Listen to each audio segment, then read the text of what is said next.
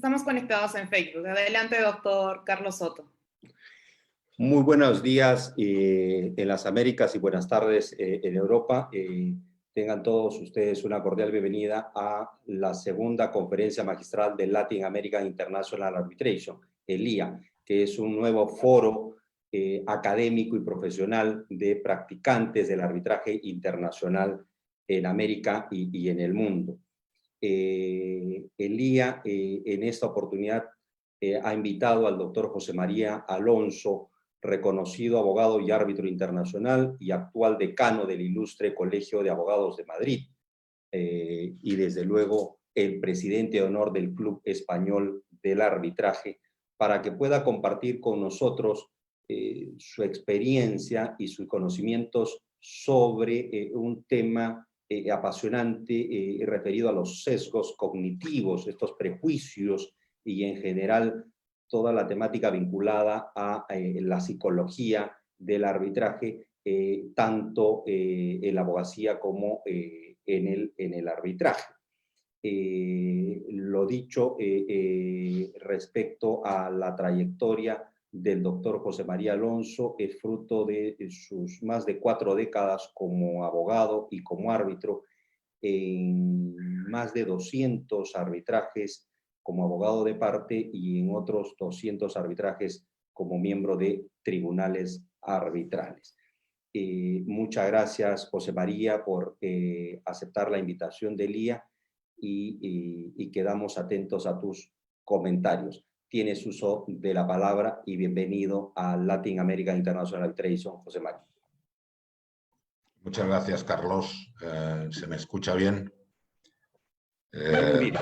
Bueno, en primer lugar, agradecer a LIA su invitación, desearos todos los éxitos, que serán los éxitos de todos los que practicamos arbitraje en el mundo, yo diría más que latinoamericano, iberoamericano, porque me gusta siempre incorporar a España y a Portugal.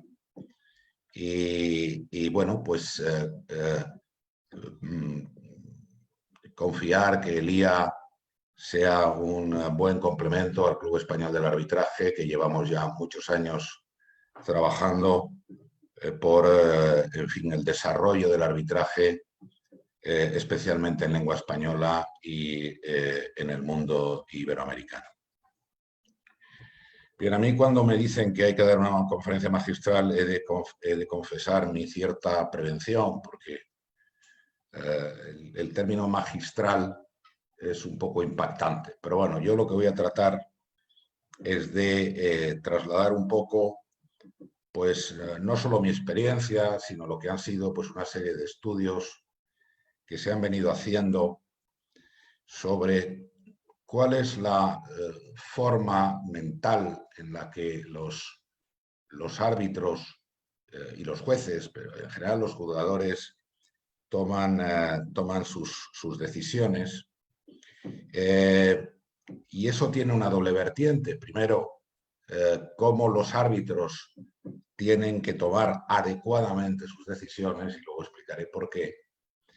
Y cómo los abogados pueden o podemos utilizar determinadas técnicas para conseguir algo que es absolutamente el objeto de nuestro trabajo, que es que se nos dé la razón en los casos que presentamos ante los tribunales.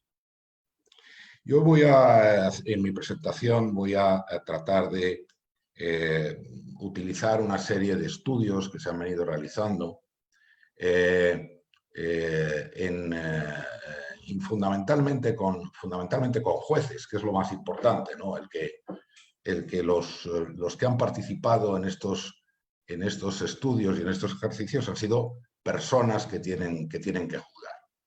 Y a través de esos estudios podemos ver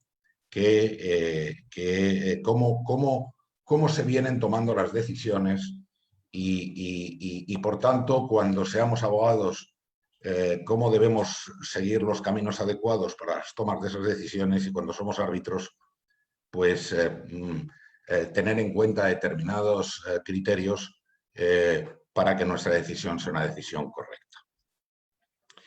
Si podemos pasar a la siguiente diapositiva, está ya absolutamente admitido que en la toma de decisiones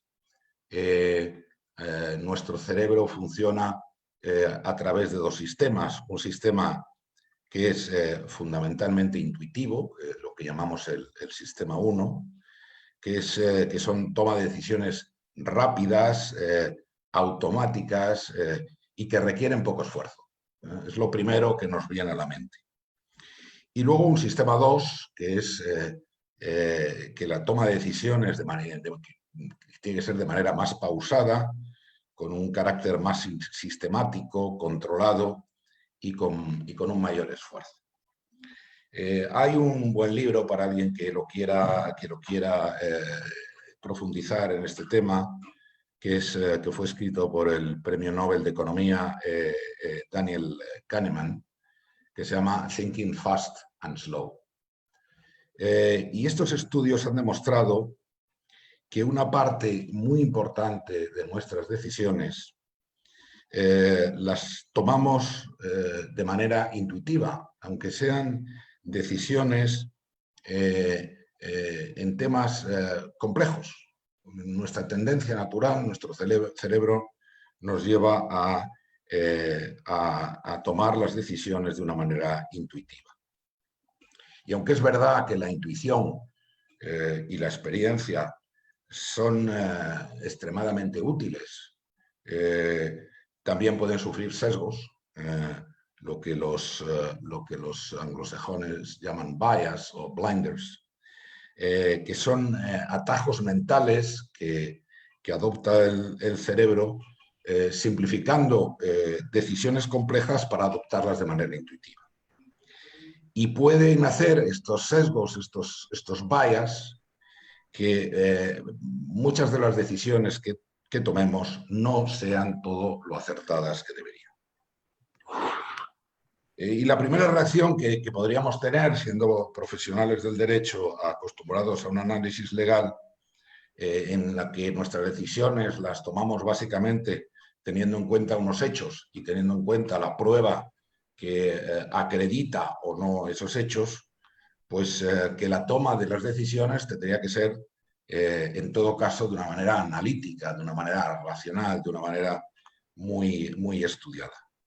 Pero, sin embargo, los estudios han demostrado que no es así, que muchas de estas decisiones, como decía antes, se toman de forma intuitiva, se toman de una manera rápida, que es lo primero que nos dice la cabeza que es la solución acertada, y muchas veces pues, no se analizan con todo el cuidado que se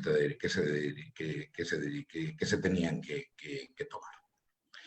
Y incluso se ha demostrado que jueces muy experimentados en adoptar decisiones complejas, pues adoptan decisiones basadas, como decía antes, sencillamente en la intuición.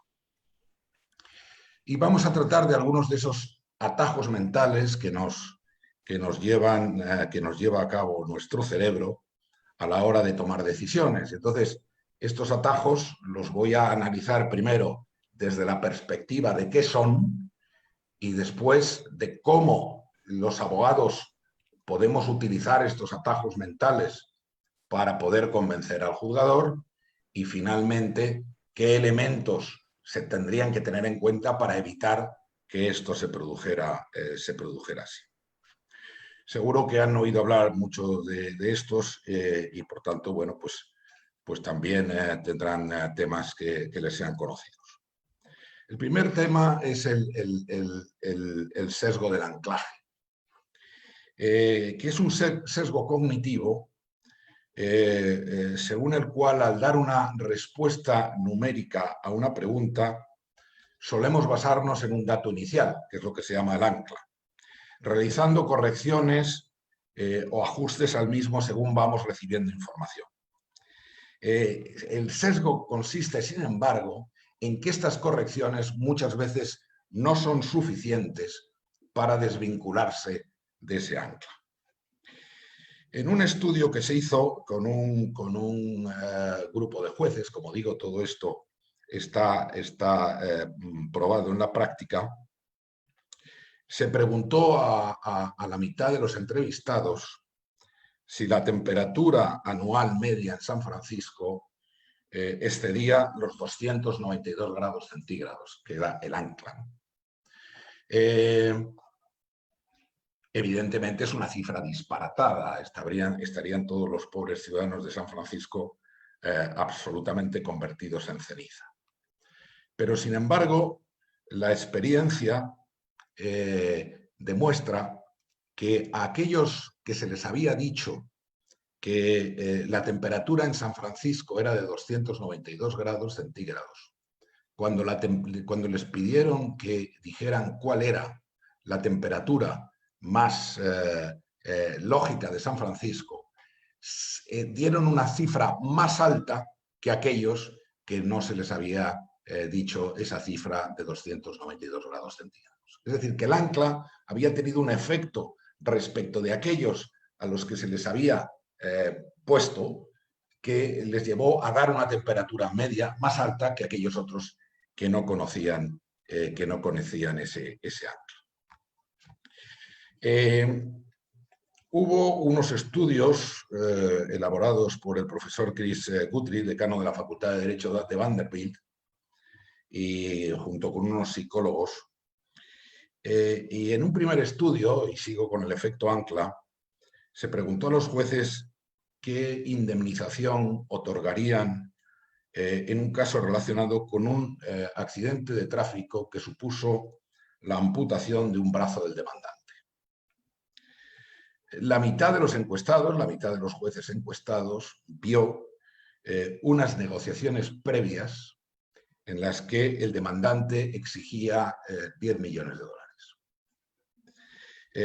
Mientras que el otro grupo vio una cinta en la que se exigía por el demandante mucho dinero. Pues bien, el grupo que vio la negociación o la cinta en la que el demandante exigía una cantidad de 10 millones de dólares, otorgó daños por un valor medio de 2.200.000 dólares. Mientras que el grupo que había oído la cinta donde el demandante simplemente pedía mucho dinero, otorgó daños por un valor medio de 808.000 dólares. Por tanto, una cifra muy inferior a aquellos que habían visto una negociación donde se establecía claramente una cifra de 10 millones de dólares. También existen estudios que demuestran la existencia de anclajes negativos o inferiores. En este caso, uno de los grupos tuvo que resolver sobre una solicitud de motion to dismiss del demandado que alegaba que la reclamación no excedía de los 75.000 dólares que exige la ley para interponer este grupo de demandas. El otro grupo no vio esta posición del demandado. Pues bien, todos los jueces que trataron la motion to dismiss, en su valoración final, los daños quedaron muy determinados por el ancla que había sido inicialmente formulada por el demandado. Así que los jueces que no habían visto esa motion de los 75.000 dólares que había planteado el demandado, dieron un valor medio de indemnización por 1.249.000 dólares. Mientras que los que sí habían visto esa motion to dismiss concedieron daños por 882.000 dólares. Por tanto, el ancla, en este caso, había actuado con un efecto negativo.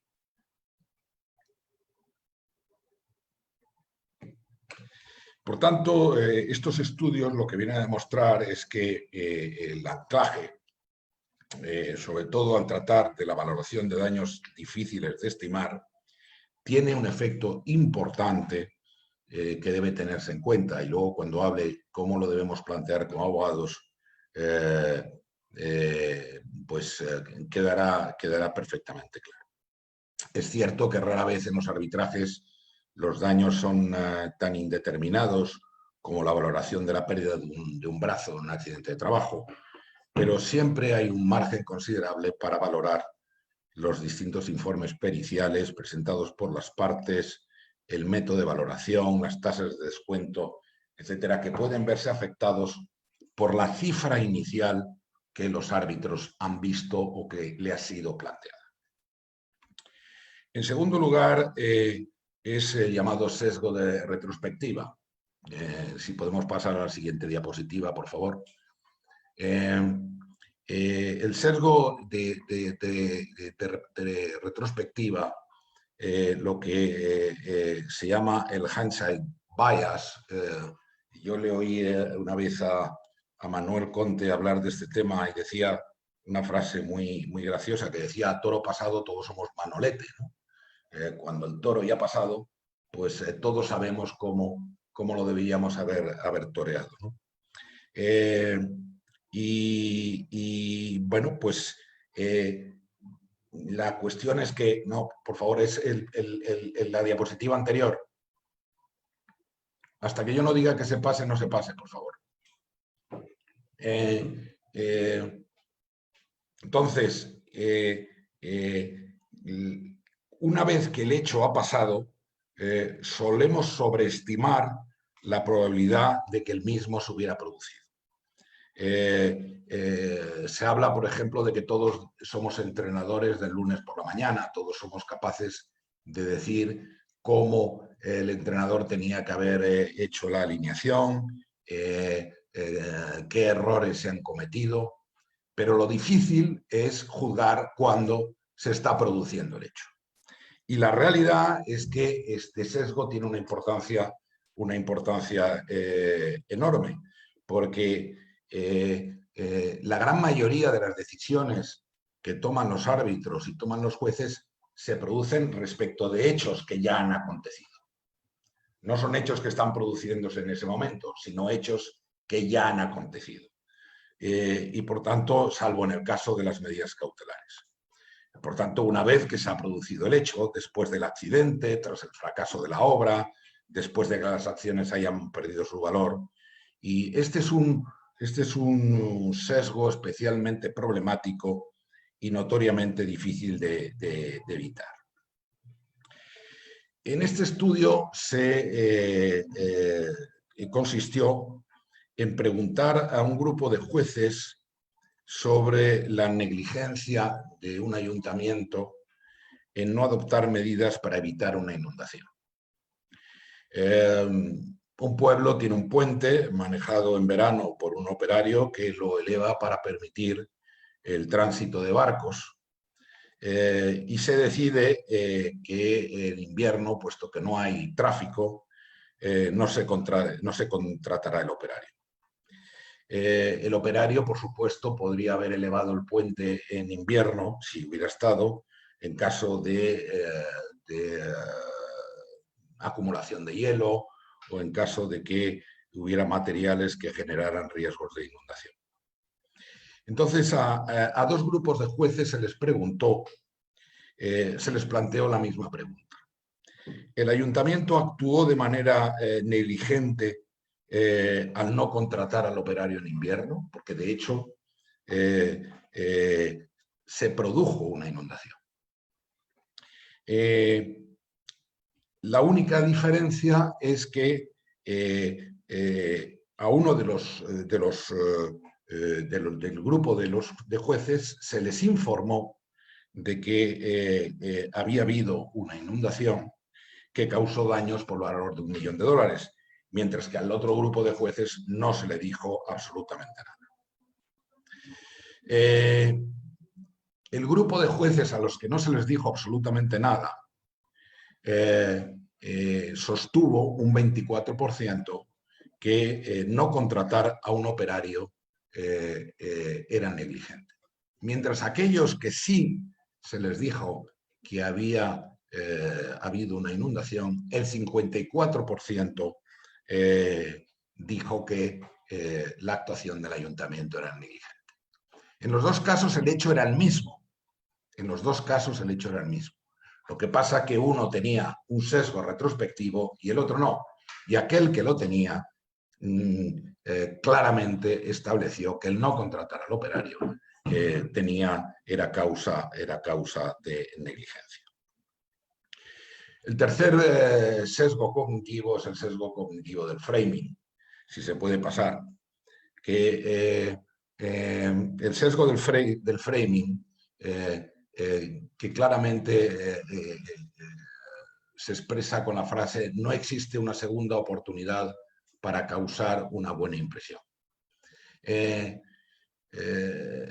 sesgo consiste en que nuestra apreciación de una determinada cuestión viene determinada por la forma en la que nos es presentada.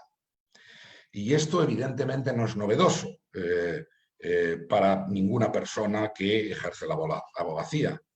Todos sabemos que la forma en la que se formula una pregunta o se presenta una prueba tiene un indudable efecto en cómo será adoptada. Y hay estudios muy curiosos, a mí hay uno que me hace mucha gracia. En un primer estudio se utilizaron una serie de adjetivos en distinto orden para describir a dos personas. La primera persona, Alan, es una persona inteligente, trabajador, impulsivo, crítico, obstinado y envidioso. La segunda persona, Ben, es envidioso, obstinado, crítico, impulsivo, trabajador e inteligente. Los adjetivos en los dos casos son exactamente los mismos. Lo que cambia es el orden. Pues bien, el hecho de que respecto de Alan se utilizara como primer adjetivo el de inteligente y el segundo, en el caso de Ben, se utilizara como primera palabra el ser envidioso, las personas a las que se formuló esta pregunta describieron a Alan como una persona hábil con algunos defectos y a Ben como una persona con problemas que le impiden demostrar sus habilidades.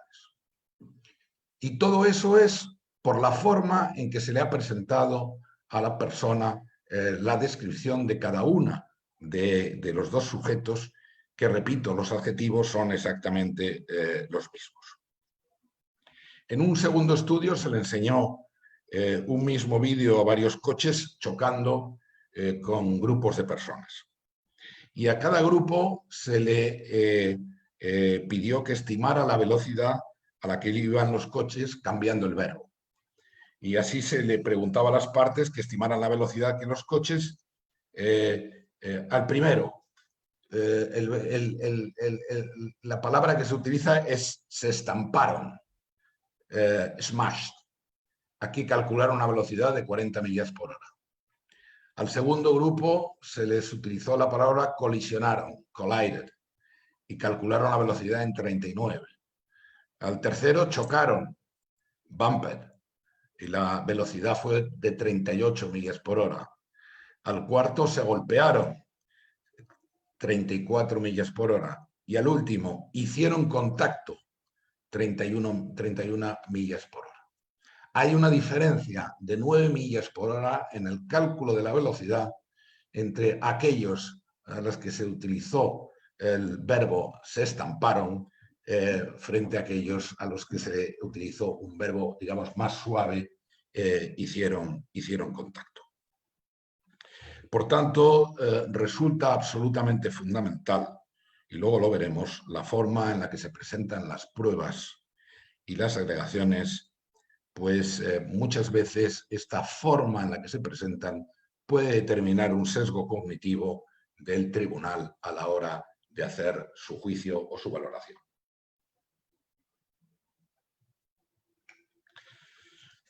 El siguiente es lo que se viene a llamar la falacia de la narración. Como abogado siempre he entendido que la mejor forma de ganar un caso es contar una historia convincente. una historia que el juzgador pueda seguir fácilmente, una historia coherente y que lleve a la conclusión de que mi cliente tiene la razón.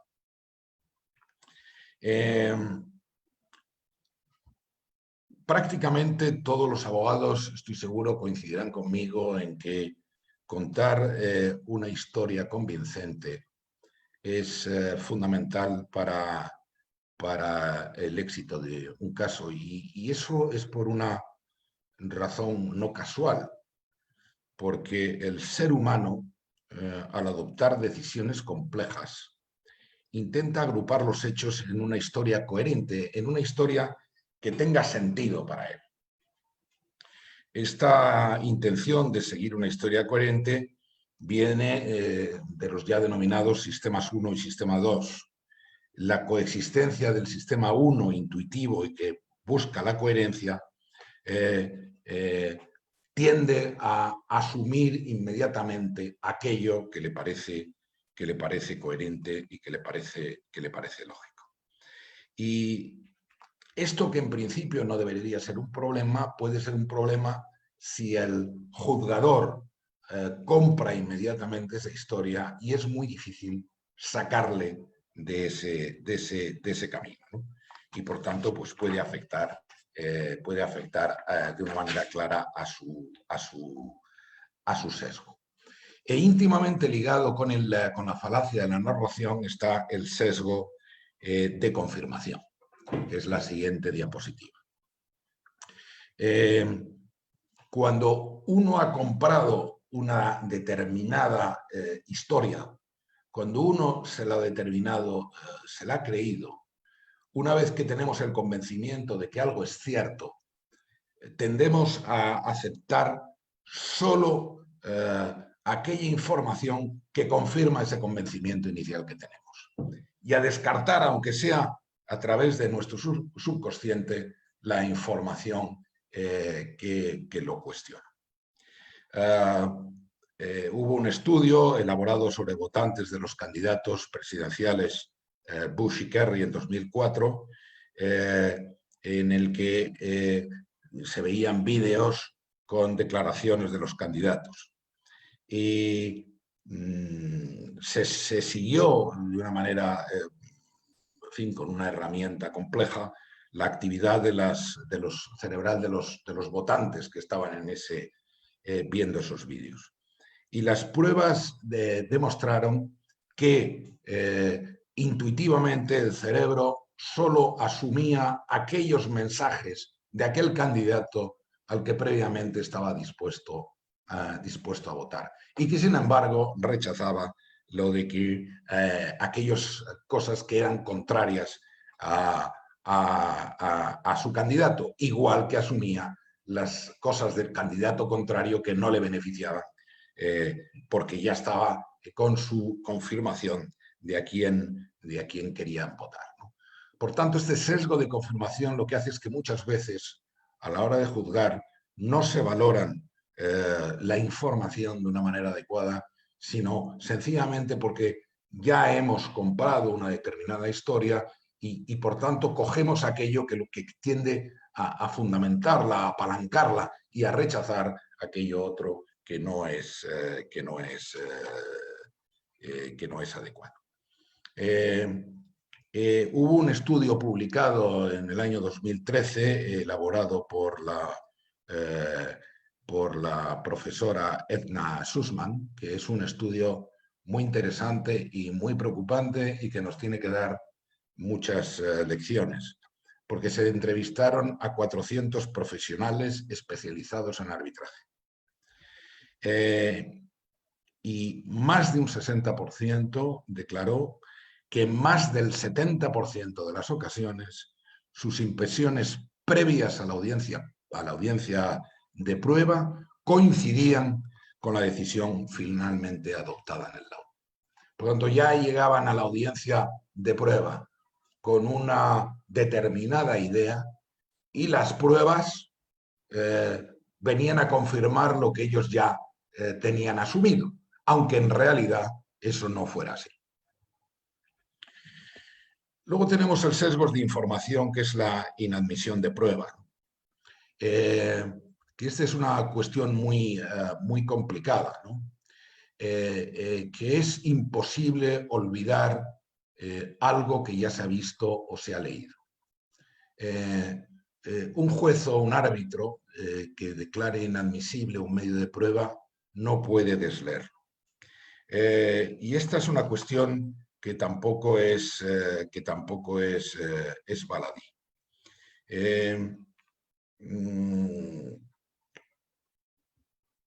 Un supuesto que puede darse con facilidad en la práctica es la presentación de witness statements para testigos que luego no aparecen en el acto de la audiencia. La práctica habitual consiste en que ese witness statement no se tenga en consideración, porque no ha habido la posibilidad de que la otra parte contrainterrogue a ese testigo. Sin embargo, en pruebas que se realizaron, muchos de los que fueron entrevistados habían leído esos witness statements. Y aunque la prueba no había sido admitida, habían tenido en cuenta lo que ahí se había dicho. Porque la pregunta es, ¿de verdad puede desleer un árbitro lo que ya ha leído? Lo que los ingleses llaman unring the bell. La realidad es que es muy difícil. Hubo también un caso importante que demuestra cómo este sesgo de información puede tener una influencia muy directa en los jueces y en los árbitros. Se dividió, como siempre, a los jueces en dos grupos y a uno de a un grupo de jueces se le entregó una comunicación protegida por el secreto o por el privilege abogado-cliente que era gravemente perjudicial para el demandante. Prácticamente todos los jueces a los que se les enseñó ese documento inadmitieron la prueba porque consideraban que vulneraba el privilege abogado y cliente.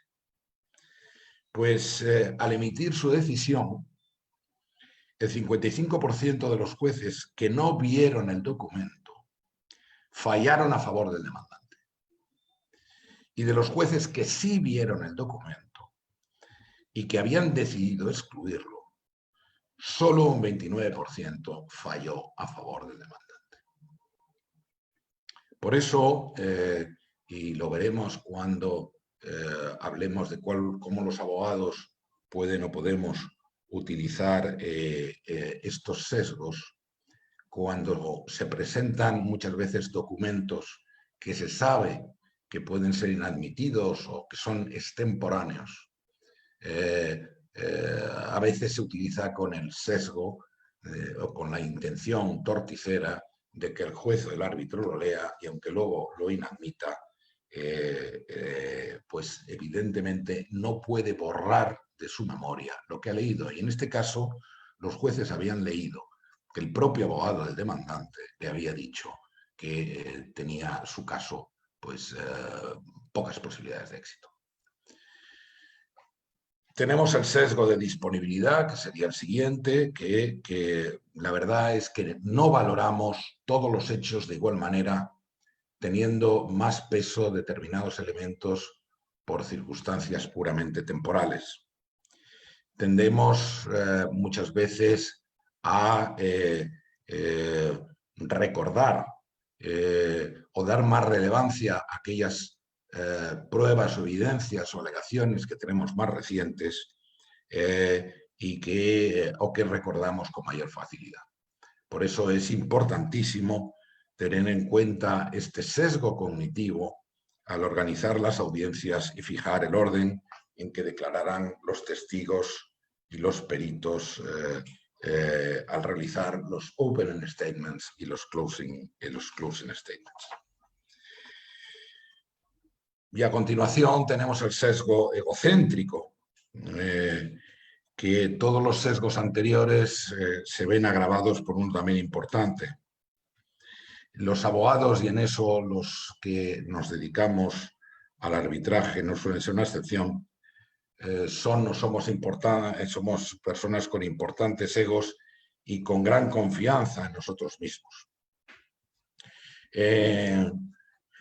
Y así lo demuestran diversos estudios. Volviendo a la profesora Edna Sussman, que entrevistó a distintos jueces, el 95% de los jueces encuestados afirmaron tener una confianza de más de un 8 sobre 10 en que las decisiones adoptadas en sus sentencias era la decisión más correcta. Y en otro estudio de los profesores Guthrie y el magistrado federal Andrew Wisher, más del 87% de los jueces entrevistados consideraron que su tasa de reversal, es decir, que sus decisiones fueran anuladas o revertidas por un tribunal de apelación, era mejor que el del 50% de sus compañeros, cuando la realidad demostró que al menos un 37% estaba equivocado. Por tanto, si juntamos la existencia de sesgos cognitivos que en la práctica impiden o reducen la capacidad de razonamiento lógico, limitando en parte la toma de decisiones a cuestiones puramente intuitivas y subconscientes, y por otra parte, la casi absoluta seguridad de que quien adopta la decisión está absolutamente convencido de que su decisión es la correcta, nos podemos encontrar con un grave problema. Bien, una vez que tenemos identificados estos sesgos, es decir, que esos atajos mentales que los árbitros pueden tener a la hora de tomar sus decisiones, tenemos que ver desde el punto de vista de los abogados cómo podemos aprovechar esos sesgos para al final tratar de obtener una decisión que nos sea favorable. Y volvamos otra vez al mismo orden que teníamos con anterioridad. En primer lugar, al sesgo del anclaje. Está claro, por lo que hemos visto antes, que la primera cifra que ve el árbitro constituye un ancla. Y que a veces, aun cuando se digan importes exagerados, este anclaje muchas veces sigue ahí y es difícil bajar las cifras. Por tanto, la opinión es que cuando planteemos una demanda de daños, tendamos a dar una cifra. Aunque sea una cifra que parezca elevada, pero tendamos a dar una cifra, porque esa cifra se va a quedar en el subconsciente de los árbitros. Y por tanto no es un buen camino para utilizar este sesgo del anclaje el hablar de los daños indeterminados que ya se determinarán más tarde o en ejecución del laudo. Hemos visto antes que aquellas personas que habían oído una cifra, aquellos jueces que habían oído una cifra, tendían a dar una indemnización superior que aquellos otros que en aquel accidente de pérdida de un brazo simplemente decían que iban a reclamar mucho dinero, dieron una cifra muy concreta, mucho más baja. Por tanto, es importante dar una cifra.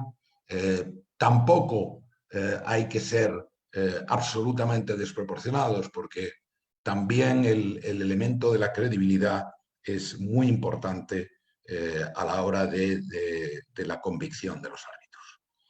Por tanto, hay que poner una cifra que sea lo suficientemente importante para anclar la percepción del árbitro, pero teniendo en cuenta que debe ser mínimamente razonable y que cuanto más alta sean la cifra, más caro nos saldrán las provisiones de fondos, los honorarios de los árbitros, etcétera, etcétera, y por supuesto en las costas estarán fijadas por el criterio del vencimiento.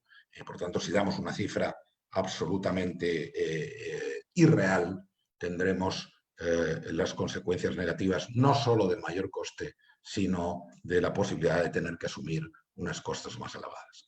Pero la conclusión de este primer sesgo, poniéndonos en la posición del abogado que tiene que convencer al árbitro, es importante poner una cifra, y una cifra razonable, aunque pueda ser más elevada de la que finalmente sería para nosotros satisfactoria. El segundo tema sería el de la falacia de la narración. Tanto en mi experiencia como árbitro, como en mi experiencia como abogado, siempre he entendido que es importantísimo iniciar los escritos explicando una breve historia del caso. Un relato coherente, un relato aderezado, si es posible, con algunas gotas de pasión. Y el objetivo es colocar al árbitro en una situación en la que, partiendo de esta historia, pueda construir un laudo y una justificación de su decisión.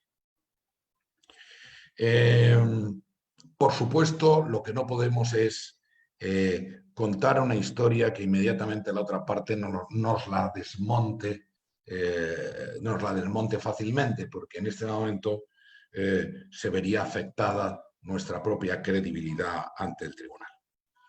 Pero para ello hay dos técnicas que aquí relato, dos técnicas que se utilizan mucho en derecho anglosajón, que es en primer lugar la técnica denominada del Stealing Thunder.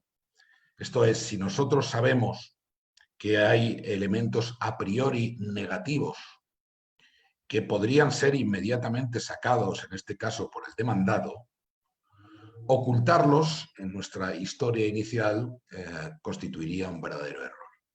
Lo importante es contarlos, pero contarlos de aquella manera, digamos, más suave, que de alguna manera minimice su efecto en el tribunal arbitral. De tal manera que cuando el demandado lo saque, nosotros ya lo habremos contado y realmente los árbitros ya habrán hecho su propia composición de lugar en relación con esos posibles elementos negativos. Y el contrario es el Stealing Sunshine, que es, sabemos que la parte contraria, en este caso el demandado, tiene unos elementos claros a su favor, lo que no deberíamos es también ocultarlos, pero sí contarlos de una manera que, como diría la traducción de la palabra, de alguna manera robemos el amanecer. En el otro era robemos el trueno, ¿no? Pues robemos el amanecer de tal manera que los contemos, pero de una manera tal que le restemos importancia a la hora de tener un impacto exterior. Por tanto, y muy enlazado con el framing, la historia, muy enlazado con la falacia de la narración, está el framing, que sería la siguiente diapositiva, que se encuentra en la necesidad de establecer un marco adecuado favorable a las conclusiones que esperamos del arbitraje, que es la introducción en los escritos, los argumentos orales de apertura y de cierre. Yo personalmente soy muy partidario de los opening statements, que yo ya creo que están claramente consolidados en el arbitraje, y por tanto podemos conseguir que esa primera impresión perdure en el árbitro. La siguiente diapositiva, que sería el sesgo de disponibilidad, puede ser utilizado para resaltar aquellos elementos que son realmente esenciales para el caso. La cita reiterada de un documento, por ejemplo, en el interrogatorio de un testigo, exhibirle ese documento de una manera repetida, pedirle al testigo que lo lea. Bueno, pues realmente puede ser muy impactante en los árbitros. Y exactamente el orden como decía antes, en el sesgo de disponibilidad, en que pongamos a los testigos o pongamos a los peritos. Muchas veces es importante, y yo lo creo, poner al testigo más importante al final de la audiencia, que es un poco como se puede quedar el árbitro con mayor recuerdo de su testimonio. Bien, dicho lo anterior, estamos hablando de una forma incorrecta de análisis por los árbitros de los asuntos que se presentan a su consideración. Estamos hablando de que hay determinados sesgos en nuestra mente que pueden hacer que tomemos decisiones, y así lo demuestran muchos estudios, de una forma intuitiva y poco analizada. Y hemos hablado de cómo los abogados pueden utilizar esos sesgos para poder intentar conseguir que su posición prospere. Y la cuestión aquí importante es, y ya poniéndonos en la posición del árbitro, cómo evitar que estos sesgos afecten nuestra decisión. Es decir, que nuestra decisión no se tome con base en la mera intuición, en lo primero que nos venga a la cabeza, sino que sea el resultado de un análisis detenido y profundo de los hechos y de la prueba. En primer lugar, y pasamos por favor a la siguiente diapositiva, sería las técnicas estructuradas de toma de decisiones. En primer lugar, el estándar de la prueba. Es importante que los árbitros tomen sus decisiones de forma estructurada, basada en los estándares de prueba más objetivos y medibles posibles. Esto del eureka, lo he visto, no sirve. Hay que analizar toda la prueba practicada y de una manera cuidadosa para llegar a la conclusión de si es o no suficiente. Y aquí hay dos cuestiones. La primera es cuál es el estándar de prueba que los árbitros deben aplicar, y en segundo lugar, cuál debe ser la carga de la prueba. El Common Law tiene estructurada la prueba, digamos, en tres digamos, estadios. Lo primero es lo que se llama el balance of probabilities, es la preponderancia de la prueba. La segunda es la evidencia clara y convincente. Y la tercera es la evidencia más allá de una duda razonable. La primera, que es la preponderance o balance of probability, es cuando la prueba propuesta por una de las partes resulta más convincente que la presentada por la otra. No consiste en presentar más testigos, en presentar más documentos, en abrumar al tribunal, sino que la fuerza intrínseca de la prueba que una de las partes presente sea más importante que la que presente la otra parte. Digamos que podríamos hablar de un 51% frente a un 49%. El siguiente, evidencia clara y convincente, pasamos a un estadio superior. El hecho objeto de la prueba es altamente probable o es cierto. Es evidentemente un estándar más exigente que el de preponderance of evidence, pero menos exigente, por supuesto, que el de beyond any reasonable doubt. La evidencia más allá de una duda razonable, que sería el último estadio, el estadio más alto, es el que se utiliza básicamente en procedimientos penales en el que el juzgador considera que un hecho está absolutamente probado. Y por tanto, no puede tomar una decisión si tiene algunas dudas razonables. En el arbitraje internacional, aunque no existe en las legislaciones ni nacionales ni en reglamentos arbitrales un estándar de prueba que resulte generalmente aplicable, por lo general se aplica el primero de los estadios, el de la preponderancia de la prueba o balance of probabilities, que por otra parte es el estándar de prueba que vienen a utilizar el sistema civil o continental. Es decir, aquí no hay, en nuestro sistema, en el que estamos todos nosotros, no existe una división de los estadios, simplemente basta el convencimiento del juez. Y el convencimiento del juez está mucho más cercano a el balance of probabilities que a cualquier otro.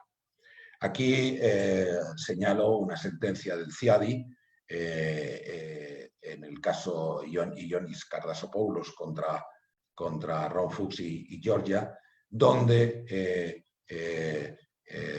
claramente el tribunal del CIADI determinó que el estándar de prueba que se tenía que utilizar por los árbitros era el de balance of probabilities. Sin embargo, cuando estamos hablando, y pasamos a la siguiente diapositiva, de situaciones desgraciadamente tan habituales últimamente de fraude o de corrupción en arbitraje, sobre todo en arbitrajes de protección de inversiones, la tendencia de los tribunales está más en la línea de ese segundo estadio del clear and convincing, que incluso rozando muchas veces el beyond reasonable doubt, porque claramente cuando hay una alegación de fraude o corrupción, donde puede haber cuestiones de ilícito penal, o tenemos una convicción muy clara o no nos podemos basar en que la prueba de una de las partes sea más sólida que la de la otra. Y también en determinados tipos de arbitraje se puede exigir un estándar de prueba mayor. Aquí señalo el caso del Tribunal Arbitral del Deporte, donde hay muchos casos en los que se plantean cuestiones de sanciones por compra de partidos o por dopaje o por supuestos de corrupción. En este caso, el caso Bingham contra FIFA, donde yo fui presidente del tribunal, se trataba de un candidato a la presidencia de la FIFA que aparentemente había corrompido a los presidentes de las federaciones de los países integrados en la CONCACAF y para que le votaran a favor en las elecciones a la presidencia de la FIFA. Aquí el tribunal, en la que, como digo, yo fui el presidente, tomamos como decisión el que tenía que aplicarse un criterio de comfortable satisfaction o clear and convincing, porque la sanción que le había impuesto la FIFA al señor Bingham era una sanción de expulsión del mundo del fútbol de por vida, y por consiguiente era una sanción muy, muy importante. Bien, pero en definitiva lo que sí tenemos que tener claro es que en arbitraje internacional está la convicción del jugador, está el balance of probabilities, pero en este caso, si el árbitro quiere evitar que cualquier sesgo cognitivo pueda incidir en su decisión, lo que tiene que hacer es un análisis concienzudo de la prueba. Y de esa manera pasará del sistema de análisis 1, que decíamos, el sistema de análisis meramente intuitivo, al sistema de análisis 2. En segundo lugar está el tema de la carga de la prueba, que sería la siguiente diapositiva. Yo creo que claramente el criterio es que cada parte debe probar cada hecho y quién debe sufrir las consecuencias de la falta de prueba. Aquí hay unas menciones que hago de determinados reglamentos arbitrales, del UNCITRAL, de la SUSUL, de la Cámara de Hong Kong o de CITAC, que claramente establecen que la carga de la prueba debe considerar al que, o aplicando el la máxima romana incumbit probatio qui dicit non qui negat, ¿no? Bien, por consiguiente, la carga de la prueba que debe exigir el tribunal arbitral recae sobre aquel que realice una alegación sobre un hecho concreto. Por lo general corresponde al actor, pero hay supuestos donde también corresponde al demandado. Pero a veces se puede alterar esa carga de la prueba atendiendo a la facilidad de prueba, es decir, si una determinada prueba está en posesión de la otra parte y no en posesión de quien la pide, evidentemente el tribunal arbitral, y así lo hace con mucha habitualidad, sobre todo cuando estamos entre pruebas de exhibición de documentos, se traslada la carga de la prueba hacia la otra parte, o cuando, por ejemplo, queremos llamar a testigos que están bajo el poder de disposición de la parte siguiente. Esto creo que está en la diapositiva siguiente, pero bueno.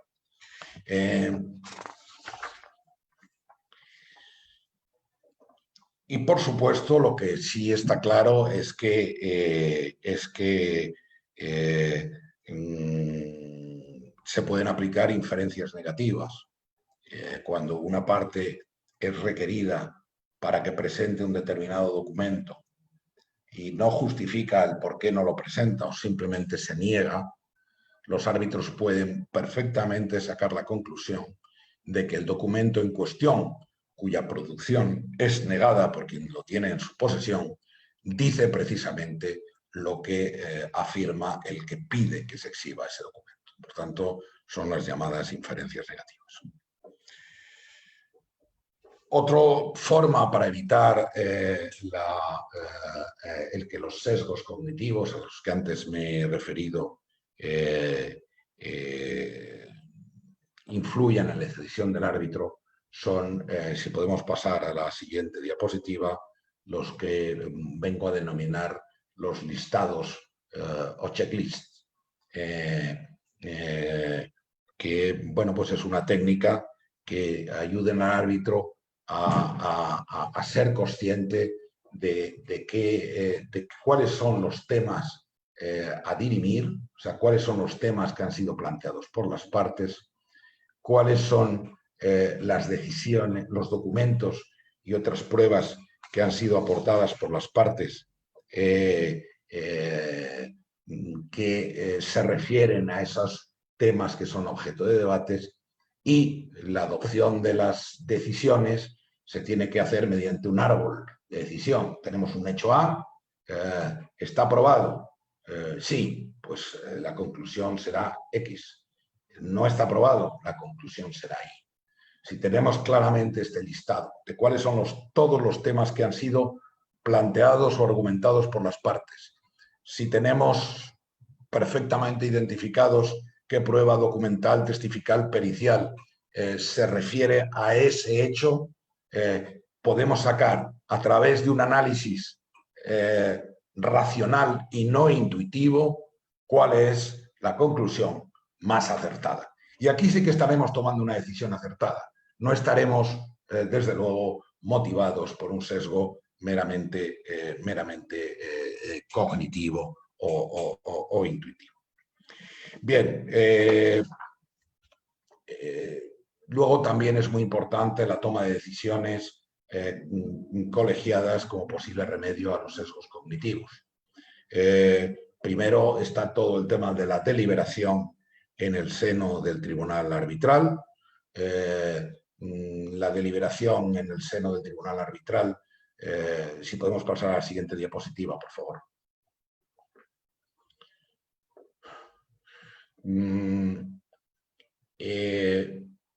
Yo siempre he sido partidario de los tribunales no unipersonales, sino los tribunales colegiados. Porque en el proceso de deliberación, donde cada árbitro expone su posición, donde cada árbitro, y aquí hago una pequeña footnote en relación con lo que es la posición del árbitro de parte, que a mí no me gusta la denominación de árbitro de partes, a mí me gusta mucho más el Party Appointed Arbitrator que utilizan los anglosajones. En materia de independencia e imparcialidad, el árbitro de parte tiene que ser exactamente igual que el presidente. No puede ser menos independiente y menos imparcial, pero sí, y lo digo muchas veces porque así lo creo, su función dentro del tribunal tiene que ser distinta. Se tiene que asegurar de que todas las posiciones alegadas por la parte que le ha designado son analizadas, son debidamente debatidas. Y por tanto, si hay una deliberación en este sentido, donde cada árbitro trae a la mesa de la discusión todos y cada uno de los puntos, es muy difícil que el tribunal caiga en ningún sesgo cognitivo, en ningún proceso meramente intuitivo. Por supuesto, las decisiones colegiadas pueden ser conforme a lo acordado por las partes, pueden ser por mayoría, que evidentemente pues, no bloquea las decisiones y obliga al debate, y desde luego por decisión del presidente, cuando estemos en una situación donde cada árbitro piensa de una manera diferente y cada árbitro tomaría una decisión distinta. En este caso, el presidente debe ser quien tome la decisión. Si pasamos a la siguiente diapositiva, la deliberación. Yo creo que la deliberación es absolutamente fundamental y puede tomar mucho tiempo. Yo creo que en los arbitrajes, tengo la sensación, se delibera mucho más que se delibera en los tribunales de justicia. Tengo también un poco la sensación, y eso no le gusta escucharlo a los jueces, que muchas veces los tribunales colegiados son tribunales de ponente. El ponente llega con una posición y los demás jueces se adhieren a esa posición. Sin embargo, una deliberación en tribunales arbitrales, y lo digo como experiencia, en muchos casos en los que he estado, y desde luego en esta sesión hay árbitros mucho más en fin, experimentados que yo, está claro que la deliberación, si es una deliberación seria, si es una deliberación concienzuda, desde luego lo que hace es evitar de todas las maneras la existencia de sesgos cognitivos. ¿Cómo y cuándo se tiene que llevar a cabo esa deliberación? La ley española no contiene ningún requisito. Si podemos pasar, por favor, no contiene ninguna mención expresa del lugar donde se tiene que celebrar la deliberación. La ley de arbitraje solo señala que los árbitros pueden celebrar deliberaciones en cualquier lugar que estimen apropiado. Hay, desde luego, un derecho de los árbitros de deliberar. Es un derecho que viene impuesto por su propio nombramiento. El árbitro, al fin y al cabo, no deja de ser un mandatario de las partes que lo han designado, con un mandato muy concreto: emitir un laudo que sea ejecutable. Y por tanto, para emitir un laudo que sea ejecutable, tiene que tener la posibilidad de deliberar y tiene además el deber de hacerlo. Por tanto, hay un deber de fijar un calendario para las deliberaciones, organizar adecuadamente las deliberaciones, participar en las deliberaciones, debatir todos los asuntos controvertidos. Por supuesto, el árbitro no puede delegar en nadie el proceso de deliberación, ni siquiera en otro árbitro, ni siquiera en otro presidente. Esta es una obligación personalísima y, por consiguiente, no puede cederlo absolutamente a nadie. Esto trae causa del principio de colegialidad. Sí, puedes pasar a la siguiente si quieres.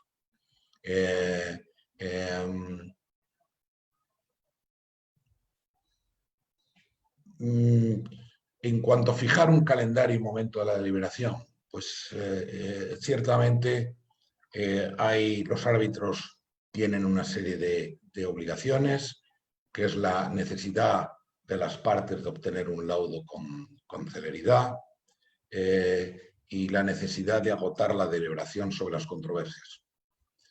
La deliberación normalmente se produce, o lo que viene a llamarse la deliberación informada, una vez que ya han terminado todas las audiencias de prueba y se han concluido todas las fases del procedimiento, pues se convocan sesiones de deliberación. Pero no es inusual el que la deliberación se vaya produciendo a lo largo del proceso, pues que los árbitros vayan cambiando impresiones según van oyendo a los testigos, van oyendo a los peritos, según se van presentando escritos, o incluso al final de la audiencia de prueba es muy habitual el que los árbitros se reúnan para deliberar. Esto es una deliberación que se va produciendo a lo largo de todo el procedimiento y que evidentemente va evitando que se produzcan los sesgos cognitivos a los que antes me referí.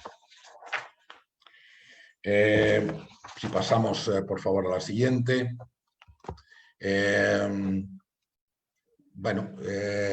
No hay ninguna norma para fijar la forma de deliberación. Se puede hacer, y sobre esto hoy hay una jurisprudencia muy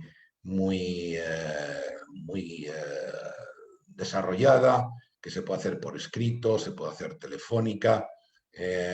Muchas veces en los arbitrajes internacionales los árbitros están en distintas partes del mundo.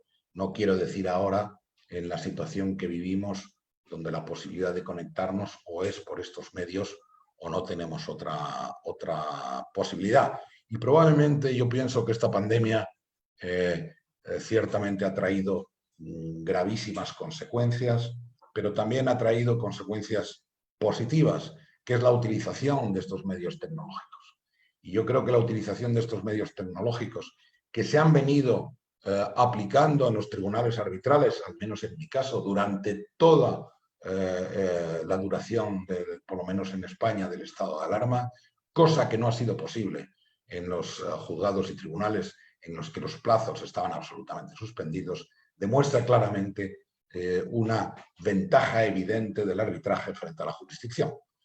Por tanto, yo creo que a partir de ahora, y ya lo estamos haciendo, cosa que no solíamos hacer con anterioridad, podremos llevar a cabo deliberaciones por medio de videoconferencia que muchas veces pues, pueden ser tan útiles como puede ser una deliberación física. Evidentemente la deliberación física, donde puedes intercambiarte documentos, donde puedes analizar todo de una manera más detallada, es mucho más, puede resultar más útil, pero no creo que haya una diferencia extraordinaria en este sentido. Lo que sí es importantísimo es que todos los árbitros tengan la posibilidad de deliberar, lo cual no quiere decir que estén de acuerdo, pero sí que se respete el principio de colegialidad. Y ha habido unas sentencias en España muy significativas, donde se condenó a unos, primero se anuló el laudo y luego se condenó a unos árbitros por haber excluido a un tercero de la deliberación, por haber dictado un laudo cuando el tercer árbitro, que era un árbitro claramente discrepante, estaba fuera. Los tribunales españoles consideraron que se había violado el principio de colegialidad y que por tanto el laudo era nulo y el árbitro había incidido en responsabilidad. Si podemos pasar a la siguiente, y ya voy intentando terminar. El papel del presidente es absolutamente fundamental en la deliberación, porque debe ser quien dirija las discusiones, el que ponga el equilibrio necesario, el que ponga la prudencia necesaria, el que vaya poco a poco intentando que el mayor número de temas que se han venido discutiendo sean admitidos por el resto de sus compañeros y que se deje al final solamente aquellos puntos en los que haya una verdadera discrepancia. Pasamos a la siguiente. Por supuesto, el tema del secreto de la deliberación es absolutamente fundamental. las deliberaciones tienen que ser absolutamente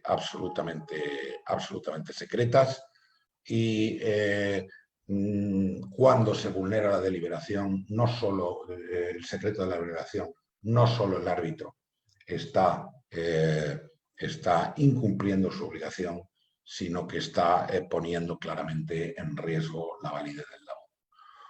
Por eso muchas veces, bueno, no muchas veces, tampoco es tan habitual, pero cuando estás a veces comentando qué pena que una parte no haya realizado una alegación sobre este tema, no haya aprobado y te encuentres con posterioridad que se produce una alegación sobre ese tema o se presenta un elemento de prueba, pues ciertamente es una vulneración gravísima del secreto de las deliberaciones, que afecta desde luego directamente a la independencia e imparcialidad del árbitro. Pasamos a la siguiente. Bien, sobre las deliberaciones patológicas ya me he expresado anteriormente, que informa supuestos donde comportamientos de los árbitros, que informa una parte del contenido de la deliberación y del sentido del laudo. A veces se dan supuestos donde se va a condenar a una parte a una determinada cifra y de pronto esa parte se pone en contacto con la otra y propone una negociación por una cifra inferior. Supuestos donde un árbitro retrasa indebidamente la emisión del laudo, o supuestos donde un árbitro renuncia en un momento avanzado del procedimiento para torpedear. Ya muchos de los reglamentos lo que prevén es la posibilidad de que los dos árbitros, en los que se llaman los tribunales truncados, los dos árbitros que quedan puedan dictar su laudo sin necesidad de que haya un tercero. Bien, yo creo que ya prácticamente he terminado. Tenemos finalmente el tema de la votación, la redacción de las decisiones y, por tanto, la deliberación es una herramienta fundamental de eliminación de los sesgos cognitivos. En definitiva, he contado cómo tiende el cerebro humano a responder, cómo muchas veces, desgraciadamente, los árbitros y los jueces toman decisiones sobre la base de esos sesgos que he explicado al principio. A continuación he visto las formas de que los abogados podemos utilizar esos sesgos cognitivos y por tanto, bueno, pues muchas veces nos puede salir bien y hay que utilizarlas en todos los casos. Hay que utilizarlas, esas técnicas del anclaje, del framing, del sesgo retrospectivo. Los tenemos que utilizar en todos los casos, con independencia de que el tribunal vaya a funcionar de manera intuitiva o de manera más racional. Y finalmente he tratado de exponer cuáles serían las técnicas que un tribunal arbitral que ejerza de una manera adecuada su labor tiene que funcionar para evitar verse influido por esos sesgos cognitivos y dictar una resolución que no se compadezca con la realidad de los hechos y de las pruebas, para lo cual pues tiene que aplicar un análisis claro de las pruebas, aplicar unos criterios de valoración de las pruebas concretos, aplicar criterios de a quién corresponde la carga de la prueba y luego llevar a cabo una deliberación profunda y compleja, donde cada árbitro en fin, exponga de una manera clara y positiva su forma de ver las cosas. Y esto sería, en definitiva, mi presunta lección magistral, que por lo menos espero que haya sido de utilidad para los asistentes al día. Muchas gracias, José María. Efectivamente, ha sido una larga conferencia magistral. Yo creo que hay muchos temas que no has podido desarrollar por razones de tiempo, pero creo que si nos permites... Y porque además si me permites, Sí. Tengo que dentro de un rato marcharme porque tengo que inaugurar la sección del derecho de la tauromaquia. Y en este momento soy objeto de persecución por todos los animalistas de este país. Muchas gracias, José María. Efectivamente, solamente te quería decir que si nos permites luego compartir tu presentación con todos los miembros del IA. Por supuesto. Y ya que,